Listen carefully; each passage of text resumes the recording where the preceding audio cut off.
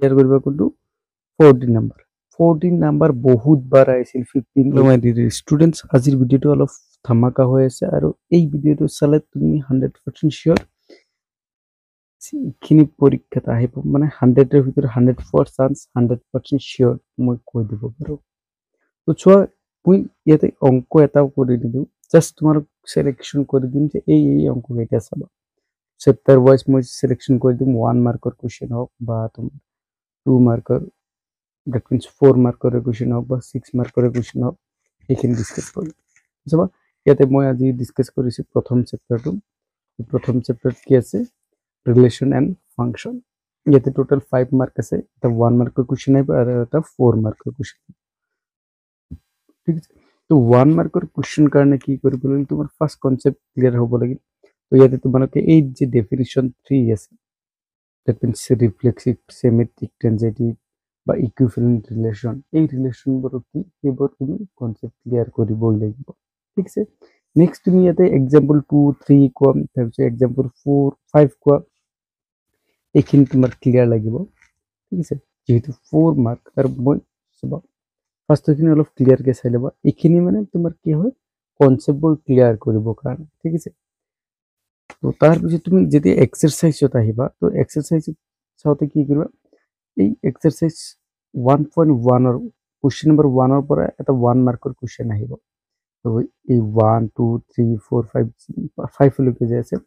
তো ইয়াৰ পৰা চালে তোমাৰ এটা 1 মাৰ্কৰ কোশ্চেন কমন পৰিব আৰু ম্যাক্সিমাম তোমাৰ কোনটো আহে 1 মাৰ্কৰ কোশ্চেন এইটো কোশ্চেনটো ম্যাক্সিমাম আহে ঠিক আছে বাকি তুমি গোটেইখিনি কভাৰ কৰিবা ইয়াৰ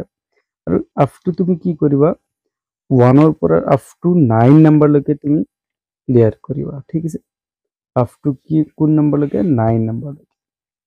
নেক্সট তুমি ক্লিয়াৰ কৰিবা কোনটো 14 নাম্বাৰ 14 নাম্বাৰ বহুত বাৰ আহিছিল 15 18 19 কোৱা প্ৰত্যেকবাৰে প্ৰায় এই অঙ্কটো আহে নেক্সট তুমি কি কৰিবা ইয়াতে চাবা টাইপস অফ ফাংশন যে দিয়া আছে ইয়াতে তুমি কি 1 1 ফাংশন কোনটো কয় তাৰপিছত তোমাৰ 1 2 ফাংশন কোনটো কয় 1 বা মেনি 1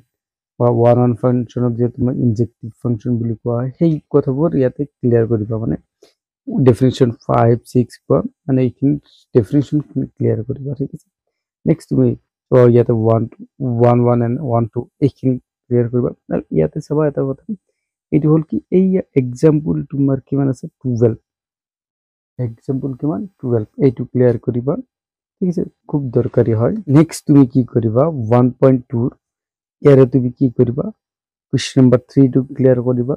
ঠিক আছে কোশ্চেন নাম্বাৰ 5 ক্লিয়াৰ কৰিবা কোশ্চেন নাম্বাৰ 7 ক্লিয়াৰ কৰিবা কোশ্চেন নাম্বাৰ 9 ক্লিয়াৰ কৰিবা কোশ্চেন নাম্বাৰ 10 ক্লিয়াৰ কৰিবা বাস এখানে করলে হয়ে যাব বা তুমি কোশ্চেন নাম্বার 6 টু করিবা ঠিক আছে কোশ্চেন নাম্বার 10 9 এবার প্রায় আহি থাকা অঙ্ক এবার চাবা এই যে দুটা এক্সারসাইজ আছে এই দুটা এক্সারসাইজ যদি তুমি ভালকে চোৱা তেতে তোমাৰ সাফিসিয়েন্ট বিষয়খিনি চোৱাৰ ইমান এটা দৰকাৰ নাই কাৰণ ইয়াতে তোমাৰ কি থাকিব দুটা অঙ্ক আহিব তাৰ এটা ওয়াৰ্ড থাকিব তো 1.1 আৰু 1.2 ৰ পৰা এটা আহিব ঠিক আছে তো সেইটো তুমি ইয়াৰ পৰা কমন পৰি গল আৰামসে তুমি লিখিব পাৰা কিন্তু তুমি আৰু এটা কাম কৰিবা যে ইয়াতে 17 নাম্বাৰ 18 নাম্বাৰ এইবোৰ চাই লবা নেক্সট কি কৰিবা তুমি ইয়াৰে চাবা ইয়াৰে কি কৰিবা এই 1 মাৰ্কৰ কাৰণে এই 1 2 চেক কৰিবা প্লাস ইয়াতে তুমি কি কৰিবা এই 6 নাম্বাৰটো চাবা তাৰপিছত 7 8 চাবা নেক্সট ইফালে তুমি 9 চাবা 11 চাবা 12 চাবা 14 চাবা বাস এইখিনি হৈ গ'ল কিন্তু ইয়াতে তুমি আগৰখিনি চালে হৈ যাব কাৰণ তাৰে পৰা তোমাৰ অৰ থাকিব অৰ ইফালে নাহিলে হ'ল তো চাবা মই এটা আৰু এটা বস্তু ইয়াতে দেখাই আছো আৰু এটা অংক মিসলিনিয়াসৰ এটা অংক চাবা এইটো হ'ল কোনটো কোশ্চেন নাম্বাৰ 3 এই অঙ্কটো তুমি 1 মাৰ্কৰ কোশ্চেন আহিয়ে থাকে হয়তো তোমাৰ ইয়াতে এই ভ্যালুখিনি চেঞ্জ হৈ যাব কিন্তু এইখিনি তোমাক আহিব তো চোৱা মই দুয়াতে তোমাক অঙ্ক দেখাই আছো ইয়াতে 18 এইটো আহিছে 18 তো এনেকুৱা আহি যাব বা তুমি আৰু এটা চাবা 4 মাৰ্কৰ যিখিনি আছে 1.1 ৰ 40 নাম্বাৰ অঙ্ক এইটো হয় তো তোমালোকে ভালকে চেক কৰিবা